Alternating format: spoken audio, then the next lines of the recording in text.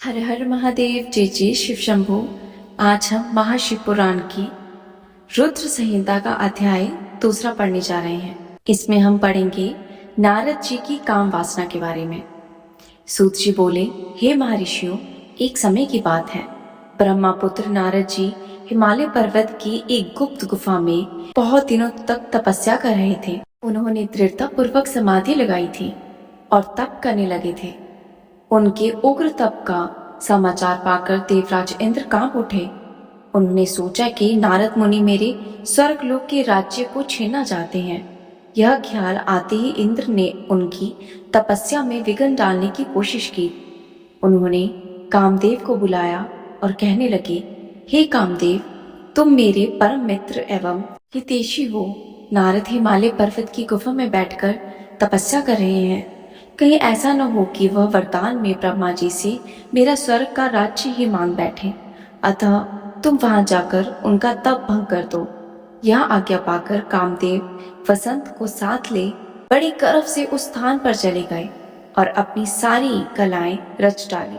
कामदेव और वसंत की बहुत प्रयत्न करने के बाद भी नारद मुनि के मन में कोई विकार उत्पन्न नहीं हुआ। महादेव जी के अनुग्रह से उन दोनों का घमंड चूर हो गया। ऐसा इसलिए हुआ क्योंकि महादेव जी की कृपा से नारद मुनि पर कामदेव का कोई भी प्रभाव नहीं पड़ा था। पहले उस आश्रम में भगवान शिव ने भी तपस्या की थी। उसी स्थान पर उन्होंने ऋषि मुनियों की तपस्या का नाश करने वाले कामदेव को भस्म कर डाला था। कामदेव को भस्म देखकर उनकी पत्नी रति ने बिलखते हुए भगवान शंकर से उन्हें जीवित करने की प्रार्थना की तथा सभी देवता भी शिव जी से प्रार्थना करने लगे। तो भगवान महादेव जी ने कहा कि कुछ समय पश्चात कामदेव स्वयं जीवित हो जाएंगे, किंतु इस स्थान पर और इसके आसपास जहाँ तक भस्म दिखाई देती है वहां तक पृथ्वी पर कामदेव की माया और काम बाण का कोई भी प्रभाव नहीं पड़ेगा। इस प्रकार उस स्थान से कामदेव लज्जित होकर वापस लौट आए। देवराज इंद्र ने जब यह सुना कि नारद जी पर कामदेव का कोई भी प्रभाव नहीं पड़ा तो उन्होंने नारद जी की खूब प्रशंसा की। भगवान शिव की माया के कारण वे भूल गए थे कि शिव जी के शाप के कारण उस स्थान पर कामदेव की माया नहीं चल सकती। नारद जी भगवान शिव की कृपा से बहुत समय तक तपस्या करते रहे। अपने तप को पूर्ण हुआ समझकर नारद जी उठे तो उन्होंने कामदेव पर विजय प्राप्त करने का ध्यान आया। तब उन्हें मन ही मन में इस बात का घमंड हुआ कि उन्होंने कामदेव पर विजय प्राप्त कर ली है। इस प्रकार अभिमान से उनका ज्ञान नष्ट हो गया। वे यह समझ नहीं सके कि कामदेव के पराजित होने में भगवान शंकर की ही माया थी। तब वे अपनी काम विजय की गाथा सुनाने के लिए शीघ्र ही कैलाश पर्वत पर जा पहुंचे और भगवान शिव को नमस्कार करके अपनी तपस्या की सफलता का समाचार तथा कामदेव पर विजय प्राप्त करने का समाचार सुनाया। यह सब सुनकर महादेव जी नारद जी की प्रशंसा करते हुए कहा, हे नारद जी, आप परम धन्य हैं, परंतु मेरी एक बात याद रखना कि यह समाचार किसी अन्य देवताओं को मत सुनाना। विशेषकर भगवान विष्णु से तो इस बात को कदापि न कहना। यह वृत्तांत सबसे छुपा कर रखने योग्य है। तुम मेरे प्रिय हो, इसलिए मैं तुम्हें यह आज्ञा देता हूँ कि इस बात को किसी के सामने प्रकट मत करना। परंतु वे तो शिव की माया से मोहित हो चुके थे, इसलिए उनकी दी शिक्षा को ध्यान में न रखते हुए वे ब्रह्मलोक चले गए। वहां ब्रह्मा जी को नमस्कार कर बोले, मैंने अपने तपबल से कामदेव को जीत लिया है।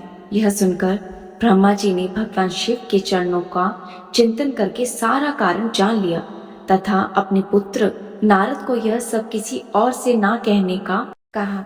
नारद के मन में अभिमान के अंकुर उत्पन्न हो गए थे, जिसके फलस्वरूप उनकी बुद्धि नष्ट हो गई थी। वे तो तुरंत विष्णु लोक पहुंचकर भगवान विष्णु को यह सारा किस्सा सुनाना चाहते थे। अतः शीघ्र ही वे ब्रह्मलोक से चले गए। नारद मुनि को आता देखकर भगवान विष्णु सिंहासन से उठ खड़े हुए। उन्होंने नारद जी को गले लगा लिया और आदर सहित आसन पर बिठाया। भगवान शिव के चरणों का स्मरण करके भगवान विष्णु ने नारद जी से पूछा, नारद जी, आप कहाँ से आ रहे हैं और इस लोक में आपका शुभ आगमन किस लिए हुआ है? यह सुनकर नारद जी ने अहंकार सहित अपने तप के पूर्ण होने एवं कामदेव पर विजय प्राप्त करने का समस्त हाल उन्हें कह दिया। भगवान विष्णु काम के विजय की असली कारण समझ चुके थे। वे नारद जी से बोले, हे नारद जी, आपकी कीर्ति एवं निर्मल बुद्धि धन्य है।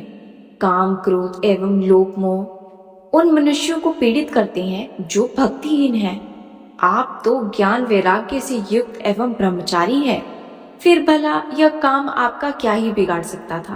देव ऋषि नारद बोले, हे भगवान, यह सब तो आप ही की कृपा का फल है। आपकी कृपा के आगे कामदेव का क्या समर्थ है जो मेरा कुछ बिगाड़ सके। मैं तो सदा ही निर्भय हूँ। इतना कहकर नारद जी विष्णु भगवान को नमस्कार कर वहां से चल दिए। ये था रुद्र संहिता का अध्याय 2। इससे आगे की कथा हम अगले अध्याय में पढ़ेंगे। तब तक के लिए हर हर महादेव, जय जय शिव शंभू।